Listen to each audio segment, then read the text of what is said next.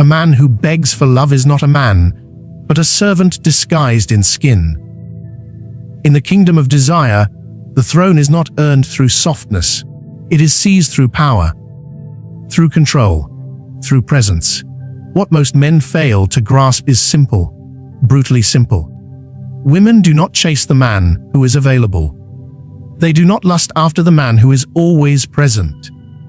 They are drawn, like moths to flame, to the man who remains just beyond reach. Machiavelli wrote that it is better to be feared than loved, if you cannot be both. And in seduction, the same law applies. Women do not beg because they are told to. They beg because their instincts have been hijacked by a man who knows how to withhold his power. Not waste it trying to convince her of his worth. Let us begin where most modern men fail: attention. The moment you hand it over too freely, you destroy its value. Constant texts, predictable replies, long-winded confessions of feelings. These are not acts of love, but confessions of weakness. A man who must explain himself is a man who has already lost control of the frame.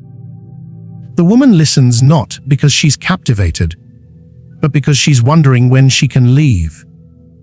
You must learn, the power lies not in the words you say, but in the silence you own. The lion does not announce his hunger. He watches, he stalks. And when he acts, he does so with precision. You must adopt the same rhythm. Let her feel your distance. Let her wonder about your attention. When she texts, don't respond immediately. Let the silence stretch. Not out of ego, but out of control. When you speak, do so slowly. Speak less.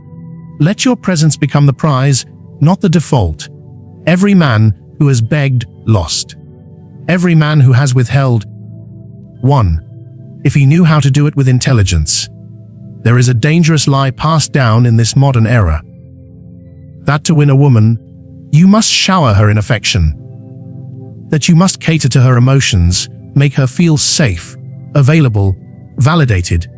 Machiavelli would scoff at this, because the truth is darker and far more powerful. The more secure a woman feels in your devotion, the less she burns for you. The more you place her on the pedestal, the more she steps off it to find a man she must actually work for. You must stop being the one who reaches out first. You must stop being the man who asks, "Do you like me?" and start becoming the man who makes her question whether she is good enough for you. Do not hand your power away in the name of vulnerability. Vulnerability, when unearned, is not intimacy. It is self-sabotage. Women want to feel like they've won something valuable. And value is not given. It is protected. Watch the dynamic between kings and queens. A true queen is not handed power. She earns it through loyalty, patience, testing. And only then is she allowed entry into the heart of the king. You must become that king. You must train your emotions to serve you, not rule you. If a woman cancels on you, do not respond in anger. Do not show hurt. You say nothing. You move on. That silence, that discipline, it will echo louder in her mind than 1,000 texts from a needy man.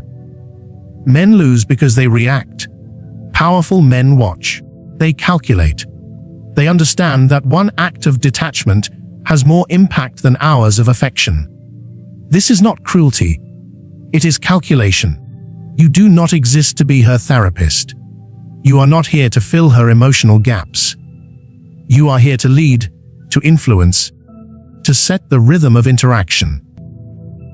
When she sees that you are unbothered by her approval, when she sees that you remain grounded no matter how she tests you, her instincts begin to bend toward you. Powerful attraction begins when a woman senses that you are the prize she cannot fully possess. That you are the rare man who does not chase. That your attention is a gift, not a habit. When she texts you after ignoring you, do not celebrate. Wait. Respond slowly. When she tests you with drama, remain unmoved. She will hate it. She will resist it. but her desire will grow. Because women do not desire men who surrender to their chaos. They desire men who tame it through strength. Machiavelli taught rulers to appear compassionate, but to never let that compassion undermine authority. So too must you learn to smile, to charm, to love, but never at the cost of dominance. You can give her warmth, but only after she has earned your fire. You can offer kindness, but only when it is balanced by self-respect. She must feel that she has entered your world, not that you have thrown yourself into hers. You must become the man she tells her friends about in whispers. The one who made her feel uncertain. The one who didn't chase. The one who made her wonder what he was thinking. These are the men women fantasize about. Not the man who cried in voice notes. Not the man who wrote paragraphs begging for a second chance. But the man who vanished in silence, yet never left her mind, because he did not need her. Because he made her need him. This is not pick-up artistry. This is not manipulation. This is Machiavellian mastery. You do not hurt her. You don't deceive her. You simply allow her to earn you. And in doing so, she becomes obsessed. Not with your body, not with your gifts, but with your power. Because power, when combined with mystery and restraint, becomes the most irresistible force a man can possess. There is a deadly mistake men make in pursuit of love. They believe that honesty is the highest virtue, that revealing their deepest thoughts, their darkest fears, their every intention, is the path to a woman's heart. But Machiavelli would warn them, truth is a weapon, not a pillow. You do not lay it down for comfort. You use it when it serves you. And only then. A man who shows his full hand is not trustworthy. He is disposable, because he has nothing left to reveal. Desire does not grow in the light. It festers in the shadows. It blooms in the unknown. It thrives in the spaces between what she sees and what she imagines. Mystery is not deception. Mystery is power restrained. And the man who masters it becomes the question in her mind that she cannot stop asking. Understand this, women do not become obsessed with clarity. They become obsessed with confusion. Not chaos, but emotional puzzles. The moment you explain yourself too clearly, the moment you say exactly what you want, exactly how you feel, exactly where this is going, you kill the fantasy.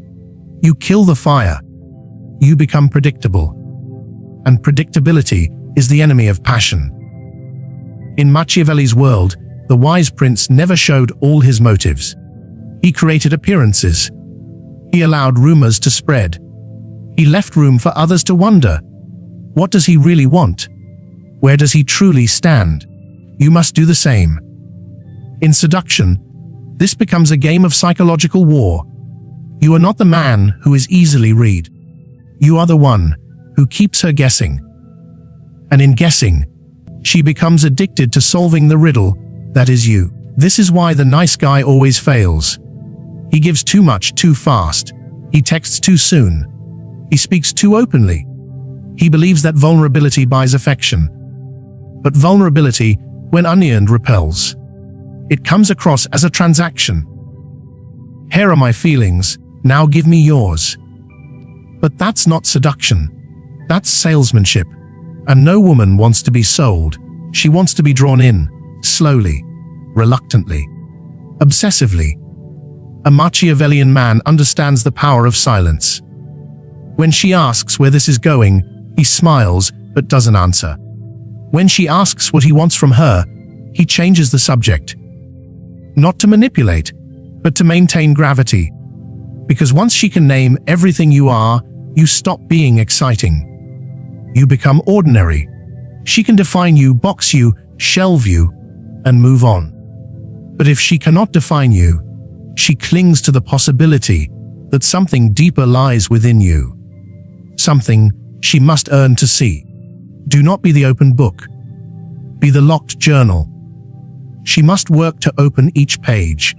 She must feel like each revelation was earned through her patience, her loyalty, her effort. That's when it matters to her. That's when it sticks.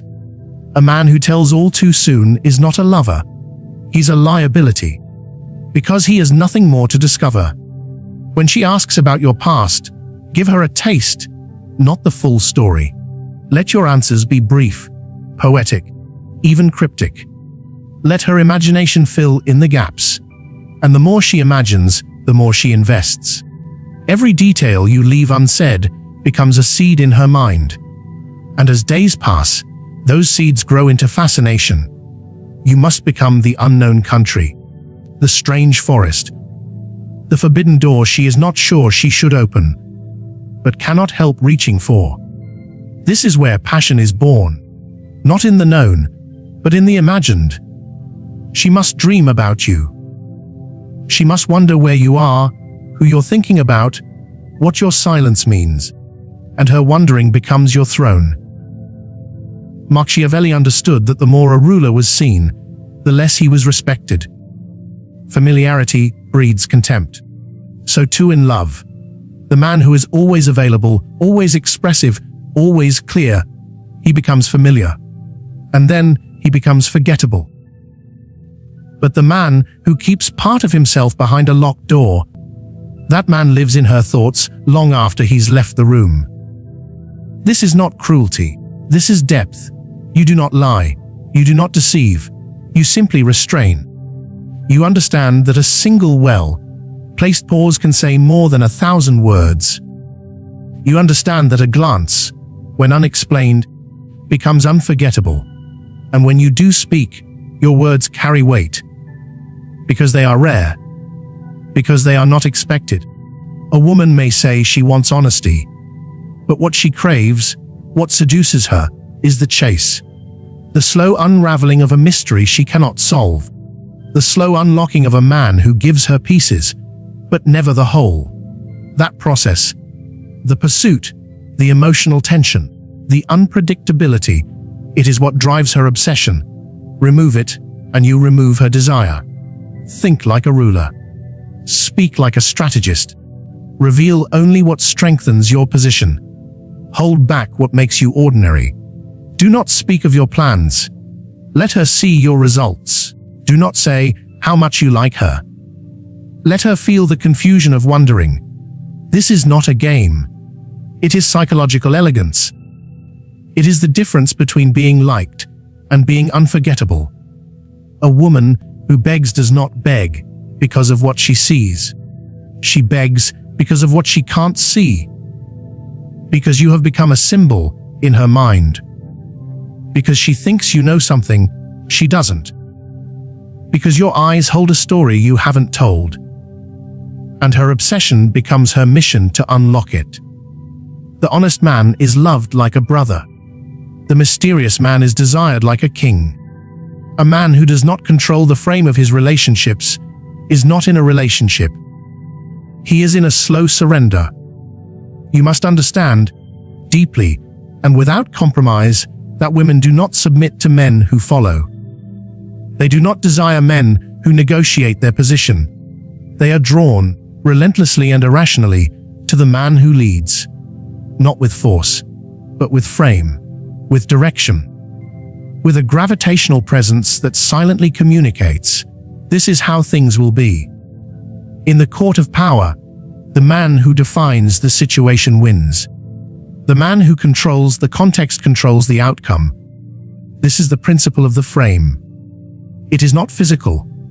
It is psychological. It is invisible, but inescapable. And once mastered, it becomes the most seductive force a man can possess. Because a woman does not fall in love with your words. She falls in love with the world you build around her. A world in which you are the unmoved center and she is the orbit. Most men lose desire before they ever gain it, because they allow her to set the tone. She chooses the pace.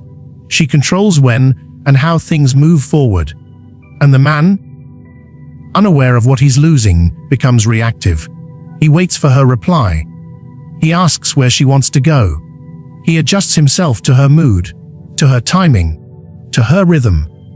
And by doing so, he communicates one fatal message: you are the leader. I am the follower. And once that frame is broken, it is almost impossible to rebuild. Machiavelli warned that power is never shared. It is seized and then carefully managed. The same is true in desire. From the first conversation, you must establish your presence as the dominant frame. That doesn't mean arrogance. It means intention. It means you do not ask, "What do you want from this?" You say, "Here's how I operate. Here's what I value. Here's what I don't tolerate." You must project structure, not softness. You must create certainty, not confusion. And the more you define, the more she follows. Frame control is not loud. It is not combative. It is the art of calm dominance. If she's emotional, you stay steady. If she tests you, you don't flinch. If she challenges your standards, you do not explain. You hold the line. A man who explains himself too much has already lost the frame. A man who stays silent while radiating certainty becomes the axis around which desire spins. Women crave a man whose decisions are final, whose values are unshakable, whose direction is already chosen. Do not let her dictate the emotional tone. That is your domain. If she brings chaos, you bring stillness. If she creates drama, you create boundaries. If she withdraws, you do not chase. You maintain the emotional frame of power. Because the moment you mirror her behavior, she knows she's in control. And women do not beg for what they control. They beg for what they cannot control, but deeply want to be near. She must feel that to be in your presence. She must step into your world, not drag you into hers. You do not adjust your values to keep her. You do not lower your standards to please her. You elevate your expectations and let her rise to meet them. This is not about being cold. It is about being immovable, unshakable. The more certain you are of your reality, the more she will surrender to it. When she tries to test your frame, and she will, it is not to destroy it. It is to measure it. Every question, every emotional outburst, every challenge is her subconscious asking, "Are you strong enough to lead me?" If you collapse, she loses respect. If you hold, she becomes addicted, because most men bend, most men fold. And when you don't, you become rare. You become real. You become the man she cannot forget. Even in your absence, frame matters. When you're not around, does she still feel your standards, your boundaries, your voice in her head reminding her what you allow and what you don't? That's the test. You don't need to be present to lead. If your frame is strong enough, it leads in silence. She modifies her behavior not because you asked, but because your energy, your consistency, your structure demand it. Machiavelli once wrote that people are governed more by appearances than by truth. And in seduction, this could not be more accurate. It's not who you are, it's the reality you project. If you project weakness, she will treat you as weak. If you project indecision, she will assume control. But if you project strength, clarity, and direction, without ever needing to prove it, she will feel the weight of your presence, even when you say nothing. The power of frame lies in your ability to redefine what's happening. If she pulls away, you don't see rejection, you see qualification. If she's cold, you don't get emotional, you become more centered. If she tests your limits, you see it as confirmation that your frame is affecting her. Every behavior becomes data, not wounds. And because you do not take things personally, you maintain your throne. You are the sun. You do not chase. You do not orbit. You remain. And the stronger your gravitational pull, the more she spins around you. Not out of manipulation, but out of unconscious submission to your strength. This is not force. This is structure. And women crave structure far more than they admit. Not because they are weak, but because they are emotional beings who desire the grounding presence of a man who is unshaken by emotion. Do not try to win her with words. Win her with reality. Your frame is not what you say. It is what you allow, what you tolerate, what you walk away from. The man who controls the situation without needing to explain it. The man who holds steady while others react. That is the man who owns the room. And that is the man who owns desire. A man who cannot detach from his emotions is a man who has already surrendered his throne. In love, as in war. The man who loses control of himself becomes controlled by others. And Machiavelli understood this truth better than any man of his age. Emotion is a tool, not a master. If you are ruled by it, you will be ruled by those who know how to provoke it. In the game of desire, emotional detachment is not indifference. It is discipline. It is the quiet, internal command that says, "My feelings will not betray me." The world will test you. Women will test you. But when your emotions do not move recklessly, you become rare. You become dangerous. Because nothing is more seductive than a man who cannot be shaken by anything outside of himself. Most men are reactive. A delayed text sends them into a spiral. A small insult wounds them for days. A cold shoulder turns them into needy beggars for validation. But the man who has trained himself to remain centered, especially under emotional pressure, is the man who begins to create psychological gravity. She leans in. She wonders why he doesn't flinch, why he doesn't explain, why he doesn't break down to her emotional storms. And in that wondering, her desire deepens. Women do not chase the emotionally needy. They do not long for the man who is too available, too open, too expressive about every thought and fear that passes through his heart. They chase the man who remains unmoved by drama, unaffected by silence, uninterested in begging. He becomes a mystery, a fortress, a calm in the storm, and women are drawn to that calm like fire to dry wood. Machiavelli warned that rulers must appear compassionate, but must always maintain control. The same is true in your relationships. You may show warmth. You may smile, you may listen, you may even open up. But only after you have proven to yourself that your inner world cannot be dictated by her moods, her tests, her approval. When a man reacts emotionally to everything she does, he confirms that she controls the tempo. But when he remains composed, she begins to question what power she truly has. A woman is not attracted to a man who needs her. She is attracted to a man who chooses her, but doesn't need her to breathe. That difference is everything. Neediness smells like fear, and fear destroys desire.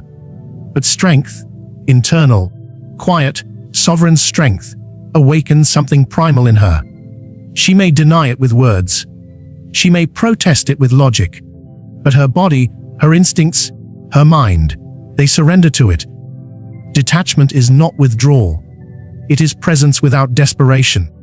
It is the ability to see clearly while others are blinded by their feelings. It is the power to walk away, not out of anger, but out of principle.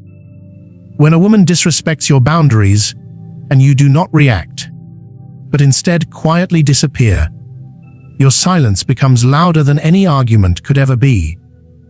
She will feel it in the emptiness. She will hear your absence in the places where your attention used to live. Because the most powerful move a man can make is to be unaffected. This is not about playing games. It is about understanding leverage. A man who cannot detach is constantly negotiating from weakness. He cannot say no. He cannot walk away. He cannot hold the line. But the detached man has no fear of loss, because he knows that his value does not come from being chosen. It comes from being worthy to be chosen and unwilling to tolerate anything beneath his standard.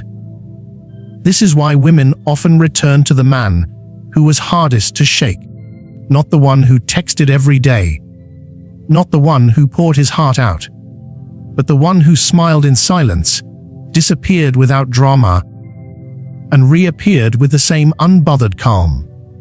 She couldn't move him emotionally. And because she couldn't move him, he never left her mind. The men she could control faded, but the man she couldn't decode, that man haunted her. Machiavelli knew that those who control themselves gain the ability to control others, not through force, but through presence. Emotional detachment does not mean you are cold. It means you choose when to feel. You choose when to speak. You do not let the moment control your spirit. You control the moment with your restraint.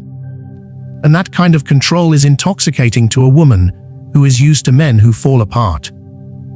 When she insults you, you don't defend. When she pulls away, you don't chase. When she tests you, you don't react. You observe. You stay calm. You adjust nothing. And she begins to realize that she is dealing with a different kind of man. A man who cannot be baited. A man who cannot be broken. A man whose world does not revolve around her affection. And in that realization, her attraction is born. Because desire is not born from ease. It is born from emotional friction. The tension between what she wants and what you allow her to have. And when you do not give her your emotional core immediately, she starts to dig. She starts to prove herself. She starts to earn what most men gave away for free. You become valuable not just for your presence, but for your emotional control. The strongest man is not the one who can lift the most weight. It is the one who can sit in silence with his heart on fire and not show it. The one who can be tempted, tested, insulted, abandoned, and still remain unmoved. Because that man is no longer playing the game. He is the game. And the woman who thought she was in control suddenly finds herself being led by something deeper than charm, deeper than looks. She is led by structure, by restraint, by dominance disguised as composure. To detach is to free yourself from the chains of performance. You do not act to be liked. You do not speak to be accepted. You are already whole, already complete, already full. And when she feels that fullness, without effort, without begging, without weakness, her desire turns into obsession. Because a man who is emotionally detached becomes the rarest thing in her world.